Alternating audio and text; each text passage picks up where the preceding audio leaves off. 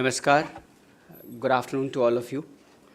Since I turned up a few minutes late the last two occasions, I thought I should be here bang on time at 4 o'clock. Thank you all of you for coming here today. In the beginning of this briefing, I have three very brief announcements to make. First of all, you might have, when you came in, you might have seen the billboards or the standees about the passport Seva project and the conference. I am happy to inform you that the ministry is celebrating the completion of 50 years of the Passport Act 1967. It was on 24th June 1967 that the Passport Act came into effect. In this context, a Passport Seva Divas and Passport Officers Conference are being held here today in the ministry, today and tomorrow. So what you saw today is the conference, but tomorrow there will be a high-level segment of the event, which would be between 12 noon and 1400 hours tomorrow. And it would be graced by the External Affairs Minister, Minister of State Independent Charge for Communication, as well as Minister of State in External Affairs, General V.K. Singh, and Shri M.J. Akbar. Senior officials from the Ministry of External Affairs and other government departments, beside 38 passport officers and officials of service provider, will also attend tomorrow's special function. And I think you would have seen our advisory about the invitation to the media to attend tomorrow's event. So you are cordially invited. My second announcement is about an ASEAN media exchange program under which we would be receiving 20 journalists from 10 ASEAN countries who will be on a visit to India for a familiarization program between 2nd and 8th of July. I think many of you would have seen or would have heard the Minister of External Affairs speak today at the ASEAN India function organized by RIS at India Habitat Center. So we are having a number of commemorative events on the occasion of India-ASEAN 25 years of relations, and this visit is a part of that. Although we do have regular exchanges with ASEAN of journalists, and the last such visit was in 2016, but since this visit is taking place in the commemorative year, 25th year, therefore it assumes a special significance.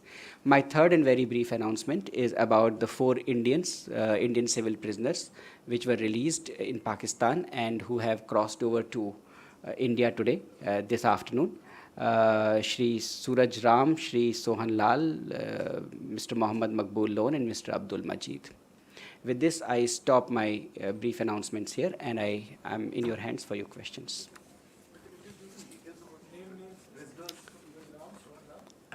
Suraj Ram, Sohan Lal, Abdul Majid, and Mohammad Maqbool Lone. So they are civil prisoners who were released after serving their sentences in Pakistan, and they are back in India today afternoon. What were the charges?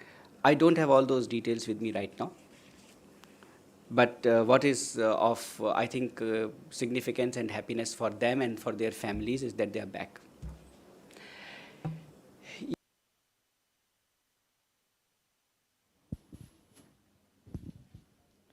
So just 3 days to go for the PM's visit to the US. Do we have any? Can you tell us about what are going to be the engagements there on 25th and 26th, if you have the details? Thanks.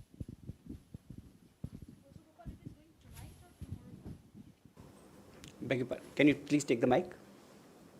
The PM is going tonight or tomorrow morning, early tomorrow morning? If you say tonight, I am very worried because I haven't even packed. No, because he's supposed to go to Portugal. I'll come back to you. All right. Parikshit. Sir, of course, he will be addressing a CEO's forum over there. Could you tell us about the companies whom the Prime Minister would be interacting in? Are there one-on-one calls?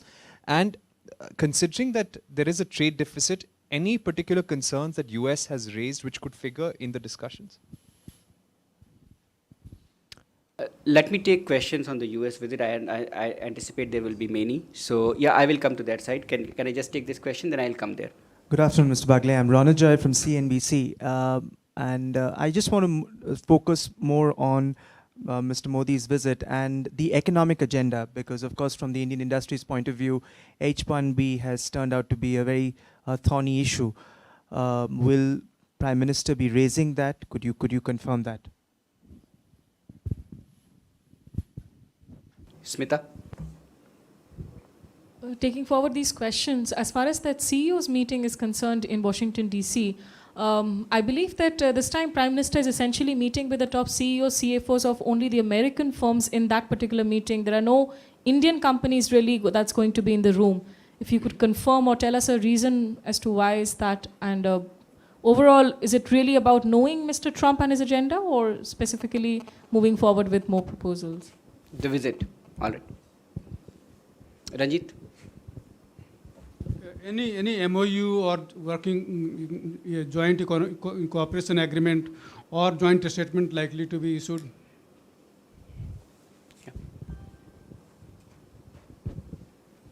I am Ashok B. Sharma. Yes, sure, Ashok.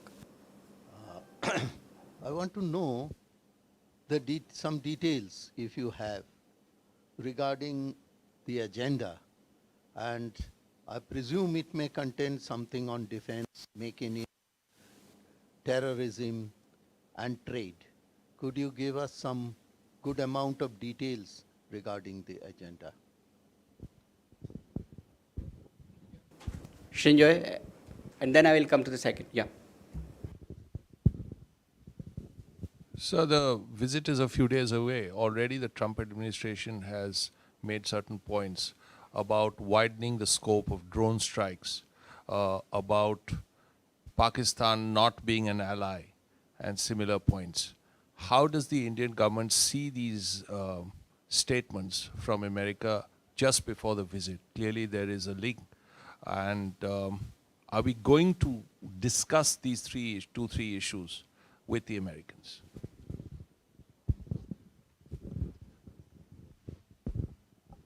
Hi, sir. I'm Mausami from Aaj Tak. Just adding to the list of questions, is the recent racial attacks that have happened ever since Trump came into power, would that find mention? Because so far the Prime Minister has been mum as far as condemning these attacks is concerned. Thank you, Mausami, for that question. Geeta, and after that, Ian.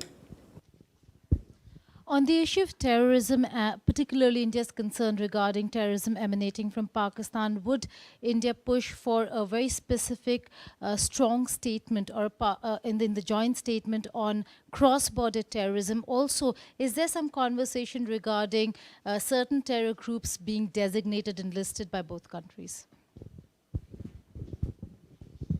My question is just related to that. Will there be any specific requests from India on military aid that the U.S. gives to Pakistan and trying to stop that? Thanks.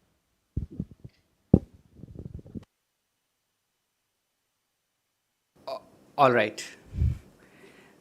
I think there are about 10, 12 questions, and they cover a very wide area. So let me first of all begin with the date.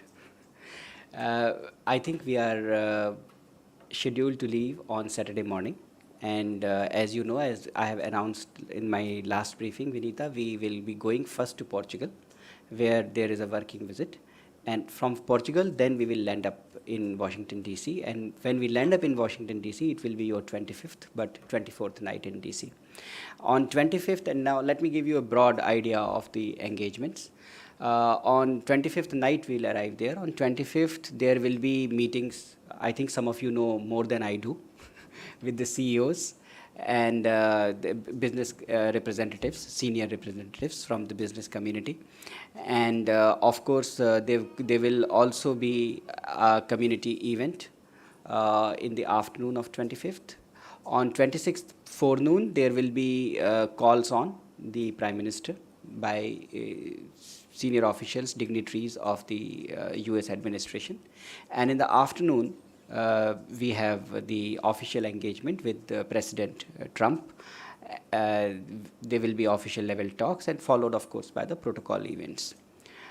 This is the broad framework of the program that we have for 25th and 26th.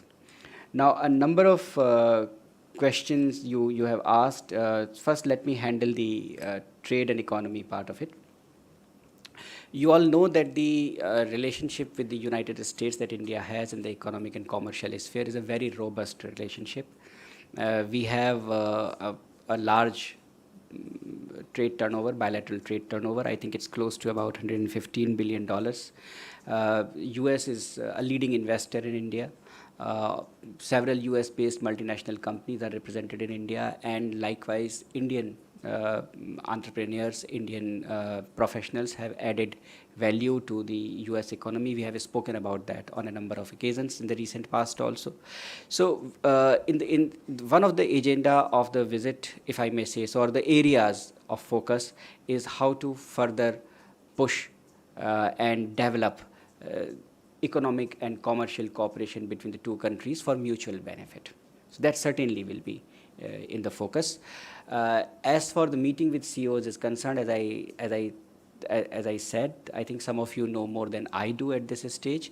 There are meetings with CEOs, but I do not know whether they are one-to-one or they are in a format, and whether, Smita, what you asked, whether Indian companies are part of it or not.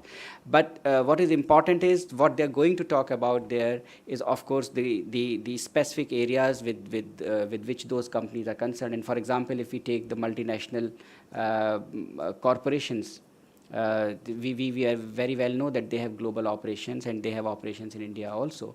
So in that context, the conversations will certainly focus on giving a further fillip, further push to bilateral economic cooperation, commercial cooperation, investment, and of course related areas where we are very keen to partner with many countries in the world, startup, technology, etc.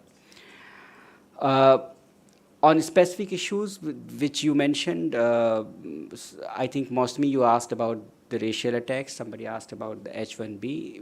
We have dealt with these matters in the previous briefings. Fortunately, there has not been an occasion in the recent past to discuss racial attacks, and I'm happy for it. The thing is that not all attacks are racial, not all incidents are racial. Wherever there have been attacks on Indians because of some reason or the other, you have seen that they have been condemned very strongly by the US government, senior US authorities also. So I don't need to go into those details which we have already covered. But I can tell you in nutshell that when the two leaders meet, it's not our practice to constrain their agenda. The officials do obviously prepare for the visits, but the leaders have, of course, the entire gamut of the relationship in front of them when they sit and talk. And it is not my endeavor here to say that this will be discussed or this will not be discussed, or X will be discussed on priority and Y will not be discussed on priority. I do not have the authority, and I do not certainly wish to constrain their agenda in any manner. All matters of bilateral interest, obviously, are there. We are familiar with them. And when the leaders meet, since the idea, as we have said earlier, is to give a thrust, give a direction to the to the relationship. It's a very robust relationship. It's an expanding relationship. It has been described as the defining partnership of the 21st century. So what else can be done, where we can go from here? That will be the focus of the two leaders when they sit and talk about it. Ranjit, in terms of outcome, wait and see. I'm official spokesperson, and I'm not, unfortunately, official astrologer. So I won't be able to give a satisfactory answer to your question from your perspective, perhaps. But we can wait for the outcome. And what I can assure all of you, although some of you may not be in DC on 26th, but what I can assure you is that we will have a very detailed briefing before, and we are taking care of this aspect in terms of arranging the program. We are trying to see where we can have a very detailed briefing after the discussions between the two leaders before we depart from the United States for the Netherlands. So we are keeping that in mind. We are making a special effort to try and organize a very substantive, detailed briefing, and I can assure you we are very conscious that you would require a briefing on that count. Seema, your question? So let me complete this part then, or you want to ask about something connected? How do you prepare for a meeting with a maverick sort of president like Trump? It won't be like Obama or Clinton or anybody else. You know, how do y'all prepare? How are y'all going about it? Seema, let me first of all say, with all due respect, that I do not agree with your description of the president. And in fact, it's not the government's policy to put labels or describe personalities. We deal with officials, we deal with people who are in position. And President Trump and Prime Minister have had 3 very useful conversations, as you are aware. There has been, over the telephone, you are right. And this will be their first meeting in person, but in the near future they obviously will have other occasions to meet at other multilateral fora perhaps. So I don't agree with your characterization. Uh, Similarly and differently. Similarly, because we have had Foreign Secretary earlier travel to the United States. Their National Security Advisor has been here. So all these interactions feed into it. We, of course, are at a very senior level, senior official level, are in regular touch with the US government. So are they, preparing for the visit. And differently, because it's a new administration, we all know that they have assumed office recently, and therefore there are certain areas on which we need to understand each other better. There are, of course, dialogue going on, and that's the aim of the dialogue. So I won't really put any stock to the personality aspect here. The relationship is institutional, it's very strong. It's, as I said, it has been described as the defining partnership of the 21st century. So if I could resume answering the remaining questions. Yeah, that's what I'm saying. If I may start or resume answering some of the questions, and I already see some other hands going up. Pranay, can you wait for me to finish these answers, and then you can come in?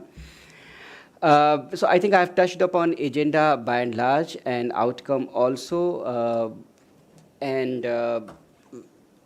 Shinjoy, to your question, and not really specific to this visit in particular, but our concerns regarding terrorism emanating from Pakistan are very well known. And terrorism which emanates from there has affected not only India, but it has affected other countries in South Asia, in fact, in our region and the world over. So those concerns have been very well known. We do talk to all countries. We do talk to our friends and partners on how to counter terrorism, cross-border terrorism, international terrorism. And we always say that all types of terrorism have to be fought effectively. They have to be fought against without any discrimination between one type of terrorist and another type of terrorist. So global security and regional security and these issues, terrorism, etc., I would say again, I don't want to constrain the agenda of the leaders, but it is logical to assume that these issues will figure in the discussions between the two leaders. Defense and Make in India. Defense cooperation and Make in India. I'll come to that. I'll come to that. Ian, as to your question about the military aid, we have had this conversation with the US officials several times. We have made our views known to them. They are aware of they are aware of our views, which essentially are that it has been our concern that the military aid is basically aimed at use against us. But we are aware, of course, that Pakistan's relationship with the United States and United States' relationship with Pakistan is a relationship between two sovereign countries. But as far as our concerns are concerned, they have been conveyed to the authorities whenever there has been an occasion. So yeah, as far as defense and Make in India is concerned, again, I would say that in the realm of economic cooperation, in the realm of a very robust economic cooperation and relationship, as well as defense relationship, which has been growing. As you know, India is the major defense partner. India has been designated as the major defense partner of the United States. So within that context and in those parameters, I think this is a very good relationship, expanding relationship. And of course, this is a significant area of our relationship right now. So I'm not in a position to predict. As I said, I'm not an astrologer, much less an official astrologer. So I'm not in a position to predict what will be discussed, because that is up to the two leaders to decide and eventually discuss. But yes, this is an important area of our relationship. And this is a growing relationship. It's an expanding relationship. Pranay? So can you give us the schedule also? I mean, the exact, is it still a work in progress? I'll come back to you. Just needed some clarification on the Qatar situation. Last time we heard EM Oh, saying... okay. Let me, sorry. Let me close down the US account and then I will move to Qatar. All right. Tripti, you have some question on Qatar or US? US. All right.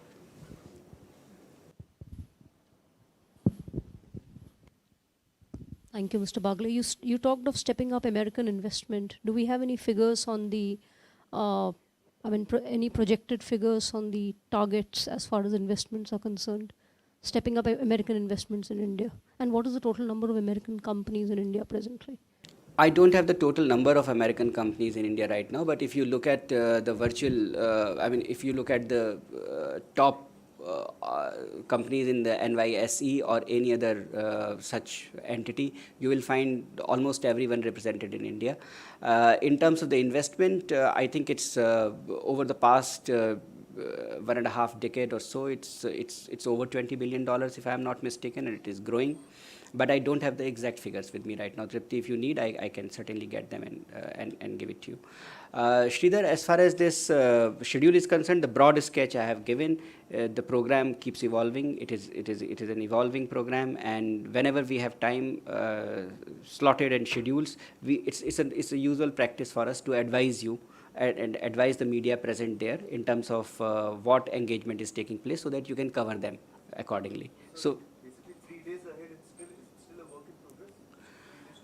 The work is always in progress, and that's how you progress. Do I see a hand go up there for US? No. All right. Qatar. Pranay. Naveen, US? All right. Wanted to ask you about the situation in Qatar. Last evening, there was a report from Civil Aviation Ministry that EM spoke to Civil Aviation Minister and asked Civil Aviation Ministry to carry out the evacuation operation. So what's your assessment about, and last time we heard EM saying that, it's not a matter of concern right now. So has the situation reached to a level of concern where we are carrying out the evacuation operation, and what is the schedule worked out for that? Pranay, I can't thank you enough for asking this question. But you would forgive me for the next part of my answer. I would say, and I would say it in Hindi also, look, characterization of what has been decided and what is being implemented and is going to be implemented as evacuation is incorrect, and forgive me for saying so, is also not responsible. Because it is not an evacuation. There is no need for an evacuation from Qatar. In our briefing earlier on, we had mentioned to you that the Indians there are safe and secure. There are regional political developments because of which there is problem in connectivity. There are difficulties in certain supplies, etc. But alternatives have been found. The Qatari authorities are in touch with us, and our embassy is in touch with the Indians population there quite regularly. And I had mentioned to you in our last briefing that not one of them has contacted embassy saying that they are facing a problem because of the developments. Now, so what has happened is that, as you know, this is a Ramzan season. Eid, the festival of Eid is upon us. And obviously many of the Indians who are in Qatar and other countries, they wish to travel back to India for spending time with their families or to be with their families on the festival. Given the regional developments and the situation that we are aware of, there are certain difficulties in Qatar's connectivity with Qatar's neighboring countries. And therefore, some of these Indians who wish to travel to India cannot get those connecting flights from Qatar's neighboring countries to travel to India. In view of this situation, what has been decided, and you rightly referred to the conversation of the External Affairs Minister Pranay, but what has been decided is to have additional commercial flights to meet the special demand of the Indian community right now to travel to India during this time. I repeat, it is not an evacuation. I repeat, there is no need for an evacuation right now. Situation is pretty much under control. The Indians there are safe and secure. मैं हिंदी में इसको दोहरा देता हूँ. ये कहना कि कतार से निकासी भारतीयों की हो रही है या करी जा रही है, ये कहना गलत है और थोड़ा बहुत किसी न किसी दृष्टिकोण से गैर जिम्मेदाराना भी है. गैर जिम्मेदाराना और गलत इसलिए क्योंकि ना तो वहाँ अभी निकासी की इवैक्यूएशन की कोई ज़रूरत है और ना इस बारे में इस वजह से कोई निर्णय लिया गया है। जो फैसला लिया गया है वो ये कि इस बात को मद्देनज़र रखते हुए कि कतार का संपर्क उसके पड़ोसी देशों से पूरा वैसा नहीं है जैसा सामान्य परिस्थिति में होता था, और इसके चलते वहाँ रहने वाले भारतीयों को आजकल के रमज़ान के और आने वाले ईद के त्यौहार के अवसर पर अगर वो भारत आना चाहते हैं तो उनको कनेक्टिंग फ़्लाइट्स लेने में कुछ दिक्कतें आ रही हैं। इस वजह से अतिरिक्त कॉमर्शियल उड़ानों की व्यवस्था करी जा रही है, और ये पब्लिक सेक्टर की भी हैं और प्राइवेट सेक्टर की भी हैं। वहाँ स्थिति अंडर कंट्रोल है, नियंत्रण में है। हमारा राजदूतावास लगातार भारतीयों से संपर्क बनाए हुए है। किसी प्रकार की परेशानी की या दिक्कत की कोई वहाँ पे बात नहीं है। तो मैं आप लोगों से ये गुजारिश करूँगा, ये प्रार्थना करूँगा, I will request all of you to that please be careful in reporting the decisions and reporting the situation. I hope it clarifies the situation adequately. Naveen? Sir, Saudi Arabia has decided to impose a family tax from July. There is a huge Indian diaspora there. Is Indian government in talks with Saudi Arabia, or is there any concern here, sir, about this? Thank you, Naveen. The thing really is that, as far as I understand, the decision is to impose a small sort of a levy on the visitors who will be going from India to meet the Indian workers. They may be their family members of the Indian workers, or they may be their friends. Now, unlike visa fees, which is discussed and decided most of the time on reciprocal basis, this is not a reciprocal matter. This is a matter which has been decided by the Saudi Arabian authorities within their internal competence. So this is how the two situations are different, and this is where the situation is at the moment. Okay. जहाँ तक मुझे पता है, जो Saudi Arabia के अधिकारियों ने जो निर्णय लिया है वो एक छोटा अमाउंट है। जहाँ तक मुझे पता है शायद 1700 रुपये या इसके आसपास का कोई अमाउंट है। वो एक फ़ीस के तौर पर लगाएंगे उन यात्रियों के लिए या उन व्यक्तियों के लिए जो वहाँ पे भारतीय कर्मचारी हैं, जो काम करते हैं, कामगार हैं, उनको विज़िट करते हैं। उनके परिवार के लोग भी हो सकते हैं, उनके दोस्त भी हो सकते हैं। जब दो देश वीज़ा फ़ी का मामला तय करते हैं तो ये रेसिप्रोसिटी के आधार पर अक्सर तय किया जाता है, लेकिन ये वीज़ा फ़ी का मामला नहीं है। ये दूसरे किस्म की एक फ़ीस है, एक छोटा सा अमाउंट है जो उन्होंने उन लोगों के लिए लगाया है जो भारतीय कामगारों को वहाँ पे उनके पास जाएंगे उनसे मिलने के लिए। तो ये दोनों मामले अलग अलग हैं।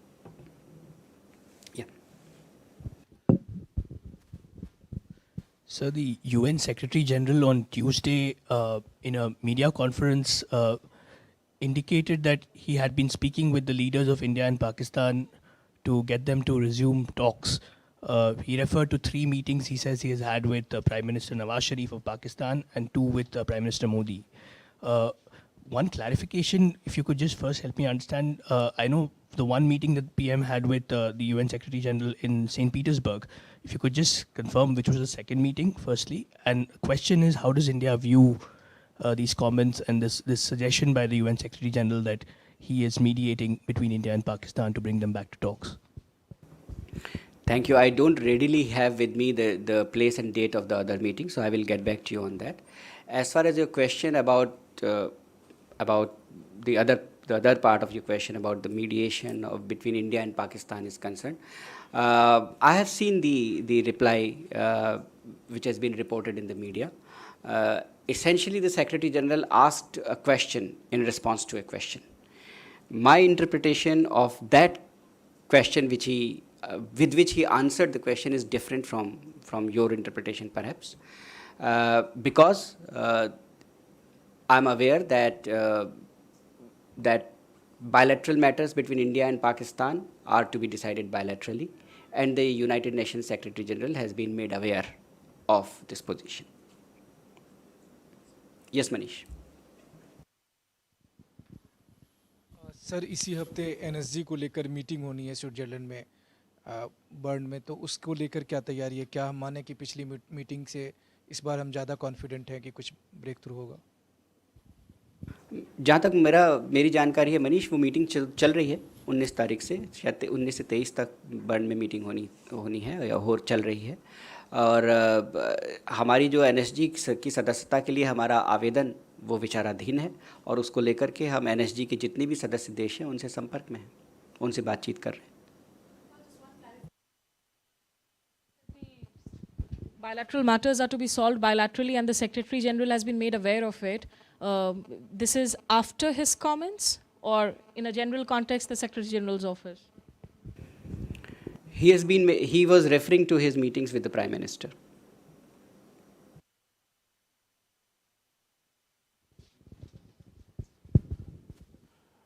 सर, सऊदी अरेबिया वाले सवाल पर आपने एक स्थिति के बारे में बताई है, जिसमें कि वीज़ा फ़ी तो तय किया जाता है आपसी संवाद के ज़रिए, लेकिन ये फैमिली टैक्स है और इसे उन्होंने अपने तरीके से तय कर दिया है। तो ये तो एक स्थिति है। क्या भारत सरकार इसको लेकर कंसर्न्ड है? 40 लाख के आसपास लोग वहाँ रहते हैं, और रिपोर्ट्स ये है कि कई लोग अपने परिवारों को वहाँ से भेजने के लिए मजबूर हैं, क्योंकि शायद वो उतना कम पैसा नहीं है जितना हम लोग यहाँ से प्रिज्यूम कर रहे हैं। ये दूसरा वाला पार्ट दोहरा सकते हैं कि वो अपने परिवारों को वहाँ से भेजने के लिए मजबूर हैं? जो लोग वहाँ हैं वो कामगार, बहुत से लोग हैं वहाँ पर, और ऐसी खबरें हैं कि वहाँ से लोग अपने माता पिता और यहाँ तक कि बच्चों को भी साथ रखने पर ये टैक्स लगाया गया है, फैमिली टैक्स।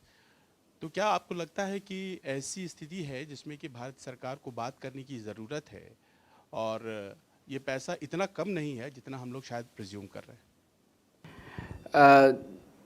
देखिए, हम इस पे कोई अटकलबाजी नहीं कर रहे हैं, प्रिज्यूम नहीं कर रहे हैं। जो हमारी जानकारी है वो ये है कि जो मैंने कहा आपसे, उसके आसपास ये अमाउंट है।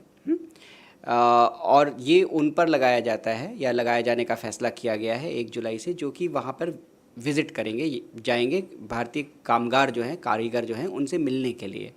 जहाँ तक मुझे पता है, भारतीय कामगारों और कारीगरों की स्थिति, वो वहाँ काम करने जाते हैं, वहाँ पैसा कमाने जाते हैं, वो वहाँ पर जाते हैं इस बात के लिए जिससे कि अपनी जीवन यापन के लिए वो पैसा ले सकें, वहाँ पे जीविकोपार्जन कर सकें।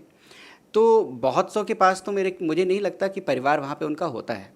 वो अकेले जाते हैं, वहाँ पे रहते हैं, काम करते हैं, और फिर वो वापस आ जाते हैं या पैसा भेजते हैं और थोड़े दिनों बाद वापस आ जाते हैं, कुछ समय बाद। ये इस निर्णय का असर उन लोगों पे पड़ेगा जो कि इन श्रमिकों को, इन भारतीय कारीगरों को, कामगारों के से मिलने जाना चाहते हैं। अब ये कितनी संख्या है, कितने इस तरीके के लोग होंगे, कितना असर पड़ेगा, ये देखने का और सोचने का, अध्ययन करने का विषय है। ये हाल का फैसला है, इसको भी लागू नहीं किया गया है। इसको हम अध्ययन कर रहे हैं, हम इसका अध्ययन करेंगे, और अगर कोई ऐसा मामला होता है जिसमें कहीं भी भारतीयों के हितों पर प्रतिकूल प्रभाव पड़ता है, तो निशा खातिर रहिए, एकदम निश्चिंत रहिए, भारत सरकार अवश्य उस मामले को संबंधित सरकार के साथ उठाती है। Thank you very much. And sorry, it was a little premature. Hold on. Hi, sir. I'm Ashish from NewsX. I have a question on China. There's a report which has been primarily prepared on the basis of satellite images and on the various intelligence reports as well, which basically describes that in less than a decade, China has prepared more than a dozen airstrips close to the line of actual control. I have two-part question. One, is the Indian government aware of any such report? And two, if yes, then has Indian government in recent past raised this issue with China at any level? Ashish, first of all, welcome to the briefing and welcome to the WhatsApp group. Also, I think you have recently joined. All right. Now, as far as your first part of your question is concerned, I am not aware of which specific report you are citing, so I will have to check on that. But I would also suggest that this is not necessarily an area where MEA is directly aware. You could perhaps ask the Ministry of Defense also. But I will try and check if there is something like that. I haven't seen that report. On the second part, so if I'm not aware if we have seen the report, so I obviously can't comment whether we have raised it with the Chinese or not. But leaving this specific aspect aside, on the general thing, I will tell you that it's the sovereignty and territorial integrity of the country is very important. Obviously, it's of paramount importance to us. And as far as the border question with China is concerned, you all are aware of the process that is underway. There are very elaborate mechanisms between the two countries to address this, and that's why this border has been very tranquil, very peaceful. Not a bullet has been fired at his office, as is often stated regarding this border. So I would say that the mechanisms have been working well, and the both countries are committed to addressing all related issues through these mechanisms. On this specific query, I will need to check.